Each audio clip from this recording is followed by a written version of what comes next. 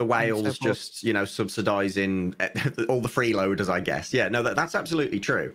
It's still a strange one to see. I don't know how it's going to pan out. I think we're going to see a lot less of it, personally, just because, I mean, Vampire Survivors is a great example with the DLC, right? The DLC sold phenomenally, like incredibly well.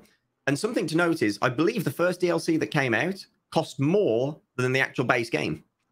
Smart. And it made more money than the base game. Was like $1. So yeah, right. Yeah, I was gonna say. How smart is that? That's like the drug dealer giving you free fix, your free sample. Like, oh, I think I bought the DLC just because I felt like I owed him. Like, I was like, I don't even know if I'm gonna play this. I literally owe this person more money than I've given them. And yeah, you feel bad playing a game for $1. I think that's what's exciting about games, is that regardless if it's single player or multiplayer, we seem to be in a couple years in a row here where my biggest guilt is that I'm not paying them enough, that I'm not spending enough time with their art, as opposed to, we went through a round of years there where, like, the years that I found Callum's channel first, like many, was Earth 2, when there was this other end of things where it felt like the money side of gaming started to get so separate from gaming that you couldn't even call some of these things games. Yeah. And so, like, now we're in this era where it feels like the art is really what's on display, which is like an interesting contrast with the fact that it's the same time that AI is getting so much attention, which is the next threat to art. It doesn't feel like the money side is what's threatening it right now. It feels like the AI is what's threatening the art.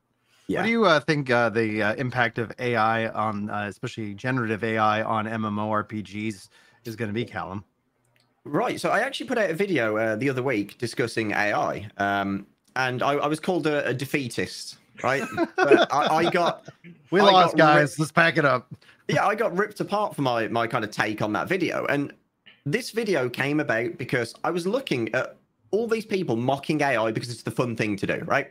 Like, oh look, Midjourney can't draw hands, dude. That was 2 years ago. Have you seen it now? It can. But like all these old arguments as well just keep being brought up, or people using AI incorrectly as chatbots, like, you know. Was it Buick, the car manufacturer, accidentally sold a car through a chatbot for $1 because it was AI that was doing the deals and whatever? Ridiculous. But you see people laughing at this. However, if used correctly by someone who's knowledgeable and not just, you know, jumping on the AI hype train, it's a really powerful tool, and it is something that people should be worried about. Not just for, you know, fear mongering or doomsday saying, but genuinely, it is taking people's jobs, especially in the gaming industry, and probably soon to be the MMO industry. And there's quite a lot of proof for this as well. The content creation industry. Like, let's talk about fake and artificial influencers that already exist today, and that's only going to get better. And those influence, like, when the term shill gets thrown around, like, it's going to really have a massive divide between, like, no, that's actually a bot for Microsoft, or for, you know, like, whatever the brand is, and that's going to drive it. Because, like, full disclosure for anybody who's very curious, we've been utilizing AI to generate the chapters on the podcast. So if you guys are watching this later as a VOD, by the time, you know, it gets, you know, finished rendering on YouTube, we have it generate the chapters now, and we might use it some for, because the alternative was it wasn't always getting done. Yeah, same thing, like, for the clips. It's not replacing this portion of the show where we're talking. It's replacing the portion of the show that was things that we didn't want to do. Procedural generation's been in games for a long time, right? Yeah. The idea that software is taking a set of rules or constraints that is maybe human curated and is taking it to a degree where the initial human could have never foreseen it. You know, when you look at games like Minecraft, you can't even imagine what could be over the next hill. It's what makes that worth exploring. Yeah. That sort of it gets me really excited. When we talk about an MMO, one of the problems with, like, the world of Azeroth or something is that once you spend enough hours in it, it starts to feel small. And the reason it feels small is because the artists can only draw and implement so quickly. Yeah. So, like, I'm really excited for AI as, like, a tool, as an augment, for specifically games the scale of MMOs, because MMOs, like, what makes MMOs really special to me is I want to explore, and just imagine if Azeroth in the next season of Discovery, they're like, hey, we're trying this out, Azeroth's going to be 4 times the size.